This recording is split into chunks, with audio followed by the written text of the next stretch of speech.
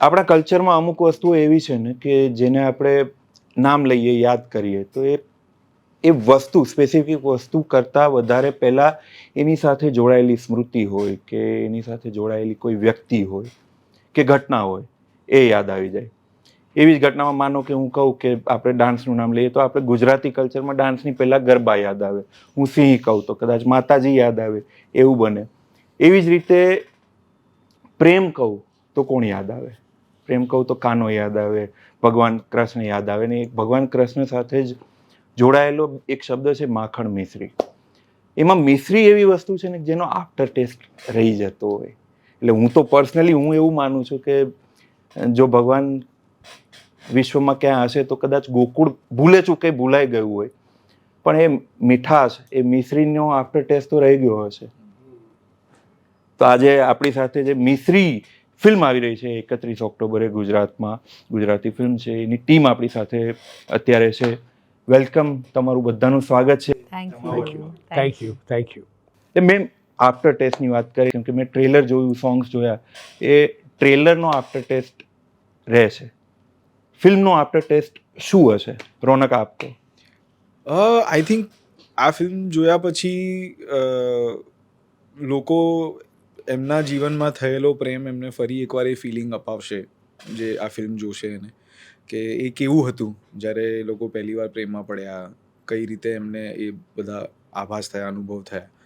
અને I think પાછા ઘરે જતાં એમને યાદ તો આવશે કે હા યાર, આપણો પ્રેમ જ્યારે શરૂ થયેલો ત્યારે આવું હતું, કે આપણે પણ આવું કરેલું, કે આવી ફિલિંગ્સ મેં અમારી વાર્તામાં જે એક ઓબ્સ્ટેકલ કહીએ તો એ એક પર્ટિક્યુલર ઓબ્સ્ટેકલ આવે છે.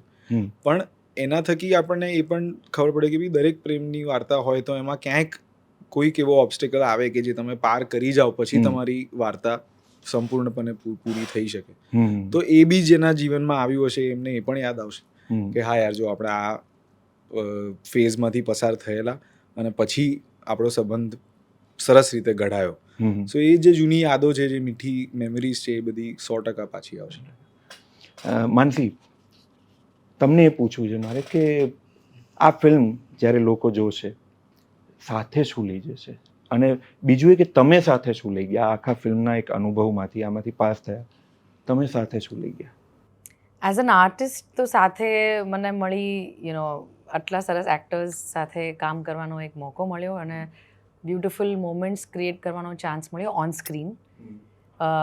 એક એવી સ્ટોરીનો હિસ્સો છે અમે જે બહુ સરસ લવ સ્ટોરી છે. આવી લવ સ્ટોરીઝ આજકાલ નથી બની રહી, ગુજરાતીમાં ઓછી બની રહી છે. લાઈક વન્સ ઇન 6 months કે એક વર્ષમાં એકવાર. આ વર્ષની તો મને લાગે છે આ પહેલી જ લવ સ્ટોરી છે. Technically it is. I mean ખબર નહીં હોય, એટલી બધી મૂવીઝ રિલીઝ થઈ છે આ વર્ષમાં. આ વર્ષની ગુજરાતીની વાત કરું છું. આ વર્ષની આ પહેલી લવ સ્ટોરી છે. એટલે કહેવાય ને કે આઈ એમ રિયલી લુકિંગ ફોરવર્ડ કે ઓડિયન્સીસ પણ, because they love love stories. અને આજકાલ બધી લવ સ્ટોરીઝ બહુ ચાલી પણ રહી છે. હમણાં લાસ્ટ વીક પણ એક રિલીઝ થઈ છે, એક દીવાનગી, એક કી દીવાની, પછી એની પહેલા Saiyaara. So people are wanting to watch love stories. તો રાઈટ ટાઈમ ઉપર રિલીઝ થઈ રહી છે આપણી ફિલ્મ. સંજયભાઈ બરાબર ડેટ સિલેક્ટ કરી છે. એટલે ઓડિયન્સીસ will take back a beautiful experience, deep emotions, love, longing, and just a smile on their face. When all is forgotten, will you remember the one you loved? તો એ ઘટના શું છે? યાદ બધું ભૂલાઈ ગયું છે તો પ્રેમ કઈ રીતે યાદ રહેશે? કેમ કે પ્રેમ તો એક ફિલિંગ છે ને. તો પ્રેમ મે બી મેમરી સમબડી, બટ એ વ્યક્તિને જોઈને તમારા માઇન્ડમાં કે તમારા હાર્ટમાં જે ફિલિંગ્સ ક્રિએટ થાય તો એ તો ક્યારે તમે ભૂલી ન શકો. So this film is about કે બધું ભૂલી જાય છે મારું કેરેક્ટર, છતાંય કેવી રીતે he tries to bring back his memories in her life. How she is feeling with him when she is with him. Yes. એવું એટલે એ ફિલિંગ તો તમારી રહી જ જાય. તમને કદાચ ઘટના યાદ ના હોય, પણ તમે જે ફીલ કર્યું છે એ તમે ફીલ તો કરી જ શકવાના છો. એને મેમરી સાથે કોઈ લેવા દેવા નથી. એટલે પણ જો હું એ જેનઝી પર્સપેક્ટિવમાં કહું, ફિલ્મનો સબ્જેક્ટ એવો મને લાગ્યો ઇનિશિયલી કે નો સ્ટ્રિંગ્સ અટેચ્ડ. સ્ટાર્ટિંગમાં 3 દિવસની વાત છે ને હું તને યાદ પણ નહીં કરું ને, તો જેનઝી માટે કેટલું રેલેવન્ટ હશે? અથવા અત્યારની જે જનરેશન છે મિલેનિયલ પણ હોય, કેટલું રેલેવન્ટ તમને લાગે કે આ ઘટના થવી અને પછી okay we are going on two romantic track, પણ જે બેઝિક પ્લોટ છે એનું રેલેવન્સ સોસાયટીમાં તમને શું લાગે? You mean in terms of the fact કે 3 દિવસ એ લોકો પહેલા જે ડિસાઇડ કરે છે કે we will not stay in touch? હા, મેઇનલી જે પ્લોટ જ્યાંથી તમારો બેઝ શરૂ બને થાય છે. છે વાત. યસ. યા એટલે basically they start off with જોઈએ આપણે 3 દિવસ પછી you don't ask me my name, હું તારું નામ નહીં પૂછું, અને then you go your way, I go my way, which is something which happens a lot these days because I think this generation is more practical about relationships and love. ઘણીવાર કે અરે ઠીક છે ને, મૂવ ઓન. તો they also try to move on but actually they can't move on. અને પછી ક્યાં એ વસ્તુ ડેવલપ થાય છે, સ્ટોરી, લવ સ્ટોરી ક્યાં જાય છે. મૂવ ઓન પરથી આપણી સાથે ટીકુ તલસાણિયા સર છે. પહેલાં તો સર મૂવ ઓન શબ્દ એમણે કીધો, અને મને હમણાંની જે ઘટનાઓ છે ને, સોરી મારે આવી વાત નહોતી કરવી, પણ હવે સતીશ સર, અસરાનીજી, હવે આ ઘટનાઓથી મૂવ ઓન કઈ રીતે કરવું? ન થાય ને મૂવ ઓન ન થાય because people who are very close to your heart, એનાથી તમે એ ઘટનાથી તમે મૂવ ઓન ન કરી શકો. અને એટલે જ I find it very difficult to answer questions about him or Asrani સાહેબ, કારણ કે બંને સાથે હું કામ કરી ચૂક્યો છું, અને I tend of I start getting emotional. એટલે મારે રડવું નથી, I don't want to cry, I have come to talk about my film and it's a very nice film. એટલે મારે આ વાત નથી કરવી, આ ચર્ચા નથી કરવી. It's a very touchy subject to my heart. ફિલ્મમાં આપના કેરેક્ટર વિશે અને સેમ જેવું નામ કદાચ તમને પહેલી વાર મળ્યું, કે તમારા કેરેક્ટરને આવું નામ મળ્યું હોય આવો? દેટ ઇઝ ડિરેક્ટરની કલ્પના હતી. હા, તો એ કેરેક્ટર વિશે થોડું એ વિશ્વ ઓપન કરીએ. કેરેક્ટર એટલે he is a happy to go lucky man, અને Ronak is like an adopted son, અને he always wants to see him happy, so that's why he is with him. એટલે મારા વગર તમારું નહીં ચાલે ડોબાઓ, હું આવું છું ને એ લોકોને, અને it's a nice romantic, and my portion is the comic portion. ના, એમનું એકચ્યુઅલી એ થોડુંક અંડર પ્લે કરી રહ્યા છે સર. એમનું કેરેક્ટર છે ને એકચ્યુઅલી બહુ પ્રોગ્રેસિવ છે, જે ઇનફેક્ટ આજની જનરેશન, કે આજની તો ના, પણ હવે સમજો મિલેનિયલ્સ બી તમે લઈ લો, તો એ જે ગેપ, જનરેશન ગેપ જે આપણા ટાઈમે હતો, કે ભાઈ કદાચ આપણા મા બાપ એટલું બધું નહોતા સમજી શકતા કે એક્સેપ્ટ કરી શકતા કે સપોર્ટ કરી શકતા, કદાચ સમજી જાય પણ કંઈ કરે નહીં, બોલે નહીં, પણ એક્ટિવલી એનો ભાગ બની, એક્ટિવલી તમારી એ સિચ્યુએશનમાં ઇન્વોલ્વ થઈ અને તમને યોગ્ય સોલ્યુશન પામવા માટે હેલ્પ કરે, એવું કેરેક્ટર એમનું છે. સો એક બહુ જ સરસ, કે ભાઈ તમારી હું મેન્ટાલિટી સમજું છું, sometimes I may agree or I may not agree, but if you are right I will help, support you. એટલે એ પ્રોગ્રેસિવનેસ બહુ જ છે એમના character. Thank you. Very true. તો એક ફાધર ફિગર જેવું તમારા માટે, અડોપ્ટેડ સન કહ્યું એટલે કાકા છે મારા. હા, ફિલ્મમાં પણ એટલે હા, પણ એમને મને મોટો કર્યો છે ફિલ્મની અંદર, મારા કેરેક્ટરને. સો એક છે ફાધર જ બાય ઓલ ઇન્ટેન્ટ્સ એન્ડ પર્પસીસ. તો રિયલ લાઈફમાં તમારા ફાધર સાથે જી તમારા ઇક્વેશન્સ, તમારી આવા જ કોઈ યાદો છે. હોય, આવા જ આવા જ છે. શું ઘટનાઓ, કઈ ઘટનાઓ એટલે મેં બહુ વિચિત્ર ડિસિઝન્સ લીધા છે લાઈફમાં. બહુ વિચિત્ર સમયે મેં એવા ડિસિઝન લીધા છે કે મેં કોલેજ કરતી વખતે એમને એવું કીધું હતું કે ભાઈ મારે હવે આ નથી કરવું, મારે I want to do something on my own. So આ કરિયર મેં જ્યારે શિફ્ટ કર્યું ત્યારે ઓલરેડી હું 7-8 વર્ષથી કામ કરી રહ્યો હતો. એટલે એવું નહોતું કે 20-22 વર્ષની ઉંમરમાં મેં કહી દીધું કે ભાઈ મારે એક્ટર બનવું છે, કે આઈ બીકેમ એન એક્ટર એટ 30. સો એ ટાઈમે ટુ સે કે ભાઈ આટલું એસ્ટાબ્લિશ કરિયર છે, બધું છે, એ મૂકીને હવે એવી ફિલ્ડમાં કે જ્યાં કોઈ શ્યોરિટી નથી, કે કોઈ એવો પાક્કો રસ્તો નથી જે તમને દેખાય કે હા આમ કરશે તો સક્સેસફુલ થઈ જશે. સો એવા સમયમાં ટુ સ્ટેન્ડ એન્ડ સે કે હા ઓકે, હું બીજા 5 વર્ષ મહેનત કરી લઈશ, પણ તું કર તારે જે કરવું છે મનનું. So I think that is a very huge thing, કે જ્યારે જે ટાઈમે માણસ એમ વિચારતો કે હવે 7-8 વર્ષમાં મારે રિટાયરમેન્ટ લેવું છે, આમ કરવું છે, મારો દીકરો સંભાળી લેશે, એ ટાઈમે ટુ સે દેટ કે ના, you don't worry about this, you do what you want. So that I think is very progressive. Both my parents in fact, અને અત્યારે પણ એવું છે કે મારા ફાધર સાથે ને પેરેન્ટ સાથે મારા બહુ જ ફ્રેન્ડલી ટર્મ્સ છે. સર બી મળ્યા છે એમને. એ લોકો જેમ કે મારું શૂટ હોય તો every shoot they will come to visit. એ 1 દિવસ 2 દિવસ આવશે, એ લોકો રહેશે, જોશે. મારો કોઈ મૂવીનો શો એમને પ્રીમિયર શોમાં એ હોય ને હોય જ. ઇનફેક્ટ મૂવી રિલીઝ થાય પછી એમના ફ્રેન્ડ્સ અને એમના સર્કલ માટે એ લોકો શો બુક કરે. એ મને ના કે ભાઈ જો ને પ્રીમિયરની ટિકિટ્સનું કંઈ થતું થઈ શકે તો, but they will make sure that they will book a show and show every one the film. So એ રીતે દે આર એક્સ્ટ્રીમલી સપોર્ટિવ. કે ફિલ્મના પ્રોડ્યુસર છે અને આમ તો 2 પ્રોડ્યુસર્સ અત્યારે અહીંયા હાજર છે, તો બંને પ્રોડ્યુસરને હું એવું પૂછું કે how do you C Gujarati industry, is it growing, સરસ રીતે ગ્રો કરી રહી છે કે કોઈ અલગ ડિરેક્શનમાં જઈ રહી છે? કેમ કે ધ રીઝન ઇઝ કે આપણે લગભગ 105-110 ફિલ્મ્સ બનાવીએ છીએ વર્ષે, અને એમાંથી નામ લઈએ એટલી ફિલ્મ્સ ઓડિયન્સ સુધી પહોંચે છે. જે પહોંચે છે એટલી સરસ પહોંચે છે કે હિન્દી ફિલ્મનો ઓપ્શન બની જાય, પણ જે નથી પહોંચતી એ ક્યાં અટકી ક્યાં જાય છે? તમે તો આટલા સક્સેસફુલ પ્રોડ્યુસર રહ્યા છો, એટલે એમ કહીએ કે તમે બંનેમાંથી તમે ગુજરાતી સિનેમાને કદાચ એક નવી ડેફિનેશન આપી રહ્યા છો વિથ જમકુડી છે, કચ્છ એક્સપ્રેસ છે. કચ્છ એક્સપ્રેસ તો નેશનલ એવોર્ડ લઈને આવી છે. તો એવા સિનારીઓમાં ગુજરાતી ઇન્ડસ્ટ્રી જે સ્પીડમાં ગ્રોથ કરવી જોઈએ ફિલ્મ ઇન્ડસ્ટ્રી, એના બદલે દિશાઓ ફંટાઈ રહી હોય એવું લાગે છે?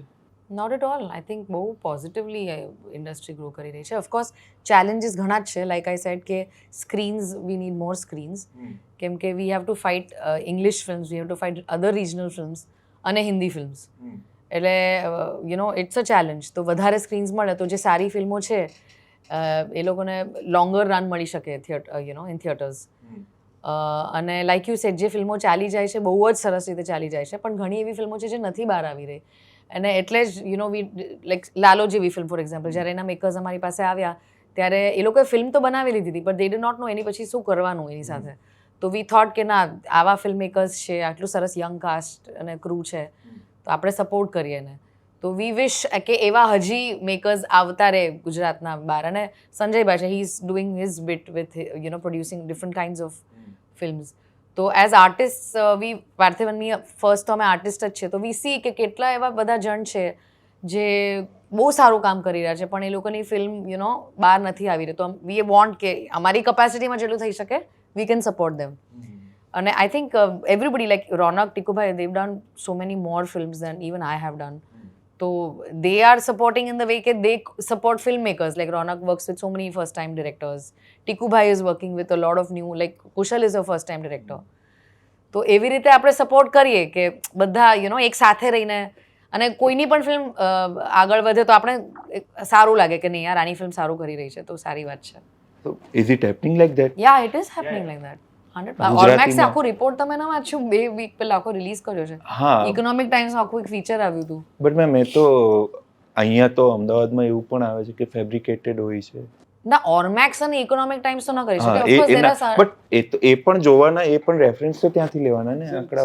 દરેક બિઝનેસ છે ને, દરેક ઇન્ડસ્ટ્રીમાં પ્રોઝ એન્ડ કોન્સ છે જ. હું એમ નથી કહેતા અમે લોકો કે અહીંયા કોઈ જ નહીં કરતું, અમને બી નથી ખબર કે અમે રેફરન્સ માટે અમે ક્યાં જઈએ. અહીંયા કોઈ ટ્રેડ મેગઝીન, કોઈ ટ્રેડ પેલું છે કે જે તમને ઓથેન્ટિક થિયેટરમાંથી રિપોર્ટ કાઢીને તમને આપે. ના, પણ એપ્સ તો છે, એવા રિપોર્ટ્સ તો આવે છે. Ya, that give you point is કે they still depend on released figures only. એ લોકો થિયેટર સાથે કનેક્ટ થઈને જે આપણે ટ્રેડ પ્રોપર જે પેલા થતા હતા ને, એવા અહીંયા નથી એટલા. મે બી સૌરાષ્ટ્ર બાજુ કે એ સેક્ટર્સમાં હશે, કારણ કે ત્યાં હજી પણ થિયેટર્સ ને પબ્લિક ને બધાની વચ્ચે ગેપ ઓછો છે. પણ at the same time positively એ બી થઈ રહ્યું છે કે audiences are also preferring Gujarati film. આટલા અલગ અલગ વિષયોની. અને અમે મેચ્યોર કોઈ બી ઇન્ડસ્ટ્રી થશે જ.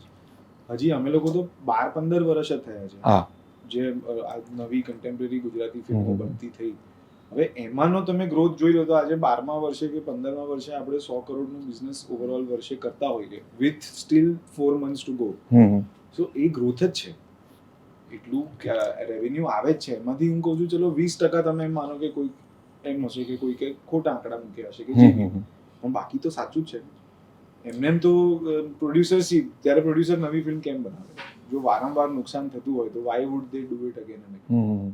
પણ એ- મસ્ટ બી મેકિંગ મની. અત્યારે તો પ્રોડ્યુસર તરીકે કેવું છે કે ડાયરેક્ટર રિપીટ થશે, એક્ટર રિપીટ થશે, પ્રોડ્યુસર જલ્દી રિપીટ નથી થતા. પણ જે થાય છે એ કેમ થાય છે કે માર્કેટિંગ સ્ટ્રેટેજી સારી છે, ગુડ કન્ટેન્ટ લઈને આવે છે, પિક્ચર એના લીધે ગ્રો કરી રહી છે, પબ્લિક થિયેટર સુધી પહોંચતી થઈ ગઈ, પબ્લિક સુધી અમારી પિક્ચર પહોંચતી થઈ, એના લીધે આપણો ગ્રો થઈ રહ્યો છે. એટલે કન્ટેન્ટ પહેલું તો ટોપ હોવું જોઈએ. કે આ જે પિક્ચરો બની રહી છે ઘણી બધી સરસ બની રહી છે અત્યારે. આ તમે આખું 2025 આપણું ગુજરાતી ઇન્ડસ્ટ્રી 100% 100% મતલબ સારું છે આ વખતે.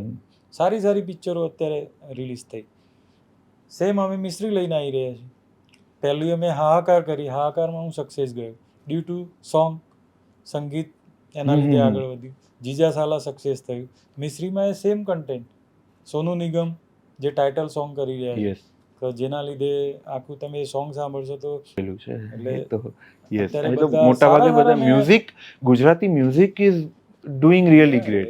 એટલે આ જે મારું જે જોનર છે ને યશરાજ જેવું થવાનું એમ, કે જે સોંગ લઈને આવી રહ્યા છે. અંકિત ત્રિવેદી છે જે એમણે એક સરસ સોનુ નિગમે ગાયું છે, પાર્થ ભરત ઠક્કરે એનું એટલે ટૂંકમાં સંગીતે એટલું સરસ આપ્યું છે, પ્લસ સ્વીટ કલાકારો લીધા છે કે જે એક્સ્ટ્રા ઓર્ડિનરી જેને કહેવાય.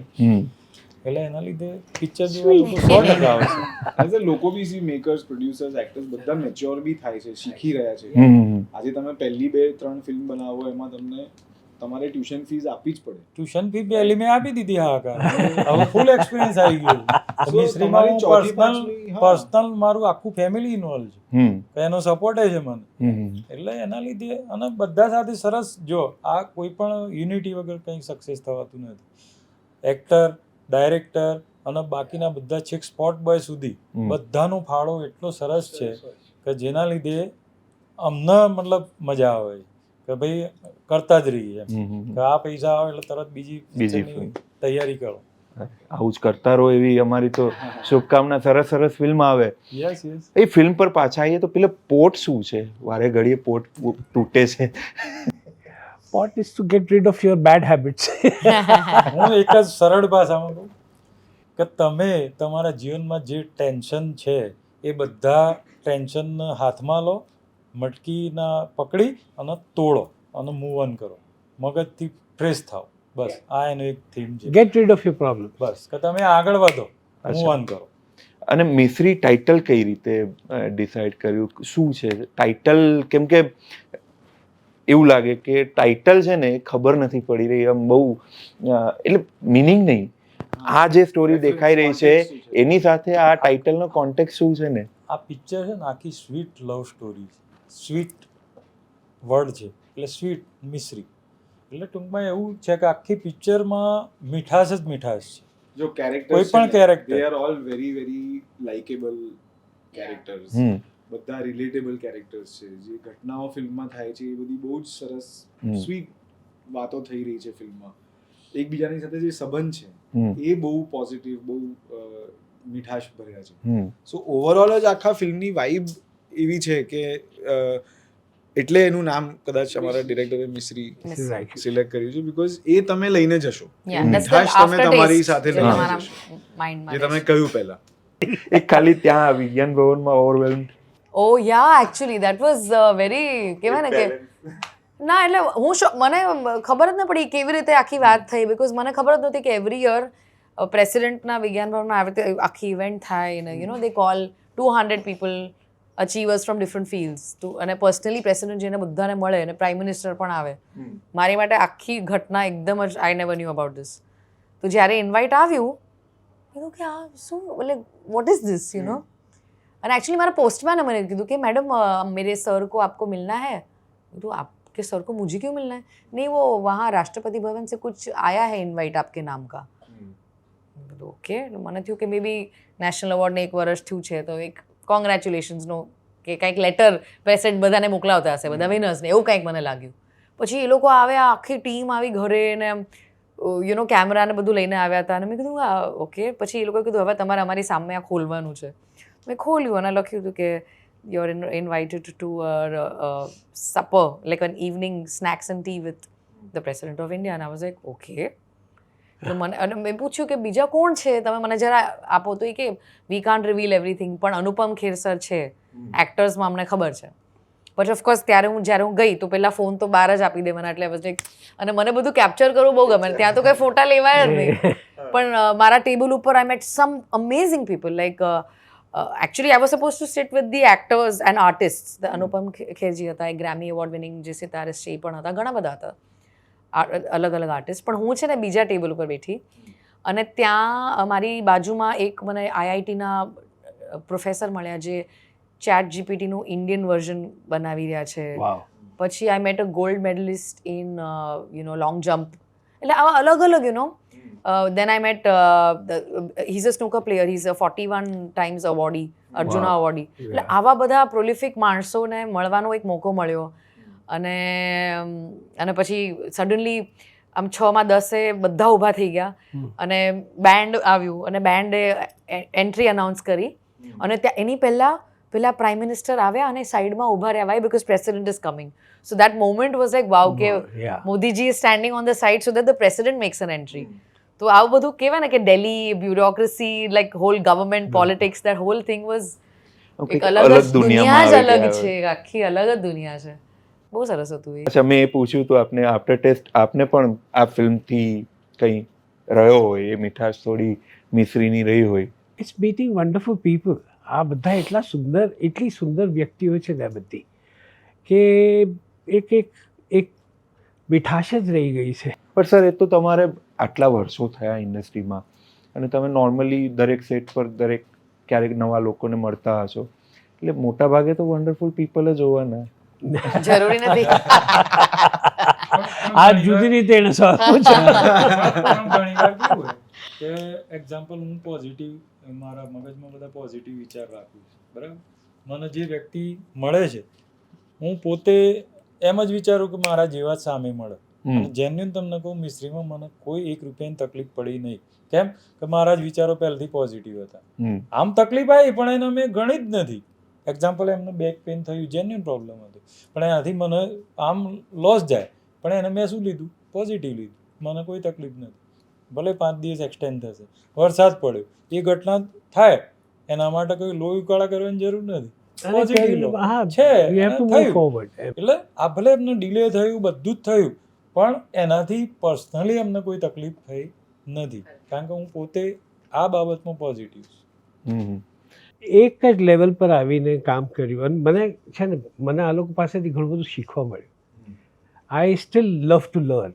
અને what Ronak is and what Mansi is, these are very different people.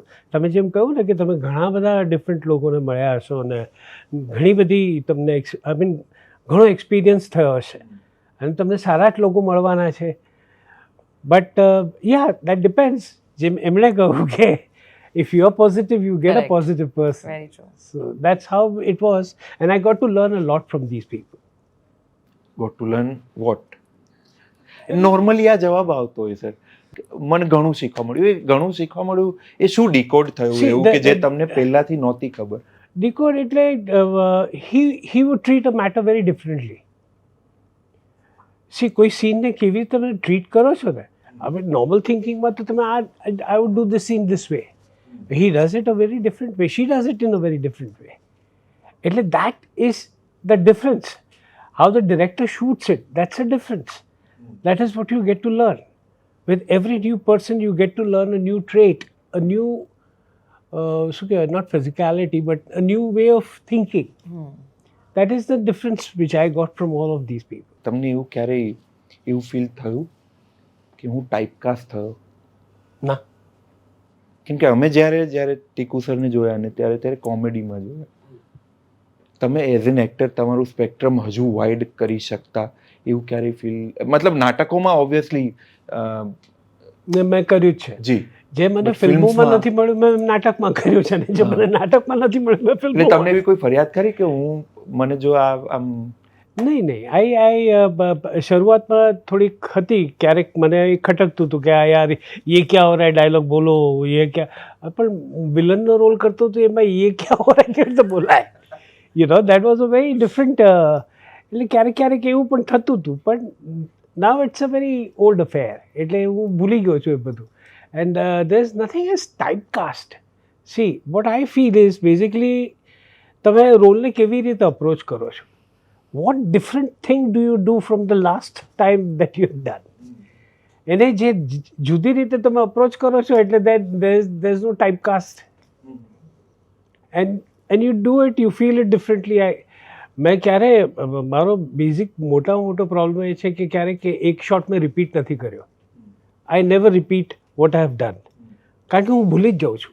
I keep that random access memory out, એટલે થાય એટલે ભૂલી જવાનું. બેસ્ટ. એટલે પછી everything else that comes in is always new, so you react to it in a new way, in a new, એટલે એવું ટાઈપકાસ્ટ to feel પછી જતું રહ્યું.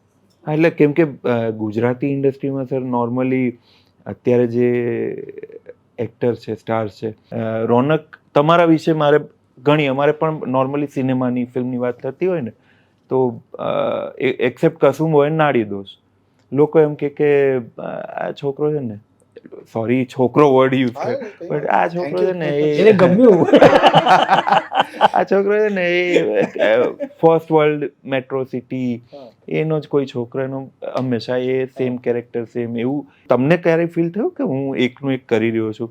ફિલ્મની સ્ટોરીઝ અલગ હોય, ફિલ્મના ઓકે ફિલ્મ સ્ટોરી અલગ છે તો કેરેક્ટર અલગ હોવાનું, પણ એના જે ટ્રેટ છે, એના જે એનું જે શું કહેવાય પાછળનું વર્લ્ડ છે, એ તમને એવું લાગે કે હું બદલી રહ્યો છું કે નહીં? કસુમોમાં એક અલગ જ રોનક હતા, નાડી દોષમાં એક ટોટલી અલગ રોનક હતા, પણ એ પછી એવું લાગે ક્યારે?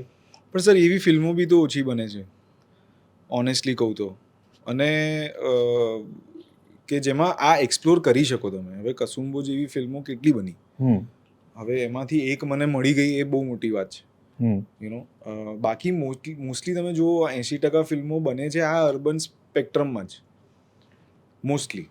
સો એમાં થાય કેવું કે હવે for example Karsandas pay and use લઈ લો, હવે જે વસ્તુ માઇકલ કરી શકે એ પાત્રમાં રહીને, એ હું ના કરી શકું. હું કન્વિન્સિંગ જ ના લાગું સર સ્ક્રીન ઉપર, કે હું આમ હટ્ટો કટ્ટો ગોરો ચિટ્ટો, હવે મારે આખો મેકઅપ એવો કરીને એવા બની જવું, એવું કોઈ કન્વિક્શનથી મને આવીને કહે તો હું as an actor A explore 100% કરીશ. પણ એક વાર્તા કહેવા એ બહુ મોટી વસ્તુ છે, પાત્ર બહુ નાની એનો એક ભાગ હોય છે. તો હવે એ પાત્રને ને એ વાર્તાને એ દુનિયાને જસ્ટિસ આપનારું તમારી પાસે કોઈ એક્ટર હોય. હવે એ જ રીતે ફોર એક્ઝામ્પલ માઇકલને ઊંધી કમ્પ્લેન રહેતી હશે કે ભાઈ હું તો અર્બન સેટઅપમાં જીવું છું, તો હું કેમ નથી કરતો એવા વધારે કેરેક્ટર્સ કે જે એ પેલા ના હોય. ઇન ધી એન્ડ સર તમે શું કહેશો ફિલ્મ માટે? તમે શું કહેશો ફિલ્મ માટે ઓડિયન્સને તમારી? એટલે એવું શું હશે કે હું જોવા નહીં જાઉં ને તો મને ફોમો ક્રિએટ થશે, મને આમ મારી અંદર યાર કંઈક મિસ કર્યું છે, બધાએ જોઈ લીધી હશે. એટલે ધેટ ઇઝ ફોમો ને, basically that is the definition of FOMO. તમે નહીં જાઓ તો તમને થશે આજુબાજુવાળા અરે તમે મિશ્રી નથી જોઈ, મિશ્રી નથી જોઈ, એ થશે તમારું. Please do go to the theatre on the 31st and watch Mishri, નહીં તો ફોમો થશે. ફોમો થશે. ના બસ એ જ, અમે બહુ સરસ મજાની મહેનત કરીને સરસ ફિલ્મ બનાવી છે. સો અને ગુજરાતી ફિલ્મ બનાવી છે, તમારા સુધી પહોંચાડવાની ફૂલ અમે ટ્રાય કરી રહ્યા છીએ કે તમારા નજીકથી નજીક સિનેમા ઘરમાં તમને આના શોઝ તમારા ગમતા ટાઈમે મળી જાય.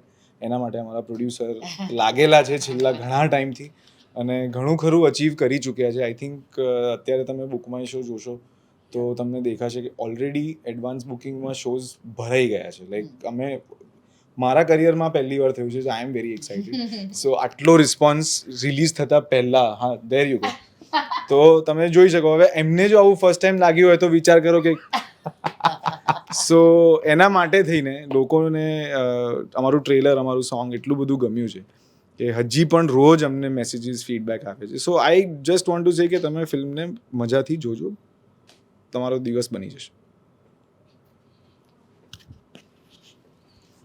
પહેલાં બધા કહેતા ને કે પિક્ચર થિયેટરમાં જ જોવા જવું જોઈએ. ઘણા વર્ષો પહેલાંની આ એક આનું કેમ્પેન પણ ચાલ્યું હતું. એ હજી આ નવેસરથી હું ફરીથી કહું છું કે આ પિક્ચર જોવા તમે 100% થિયેટરમાં જજો. 100% મજા આવશે. આ મોબાઈલ વાળી પિક્ચર હા, આ મોબાઈલ વાળી પિક્ચર નથી. 100% તમારા પૈસા તમને રિફંડ મળે એવો અહેસાસ થશે. મિશ્રીની મીઠાશ તો તમે લઈને જશો જ, પણ પૈસા તમે જે ખર્ચ્યા છે એ વસ્તુ એને વસૂલ તમે થશે. વસૂલ કરીને નીકળશો. બોલ દેતા હો. ના, ના. આ પૈસા પાછા મળશે એવું જોઈએ. હવે આપો પાછા. તમને બધાને પહેલા તો કોંગ્રેચ્યુલેશન્સ, આટલી સરસ ફિલ્મ લઈને આવી રહ્યા છો અને વેલ વિશીસ કે ફિલ્મ જેમ તમે કહી રહ્યા છો એમ જ પૈસા વસૂલ નીકળે અને મેં કીધું એમ ફોમો ક્રિએટ થાય લોકોને. બસ thank you so Thank much. you. Thank you so much. Thank you.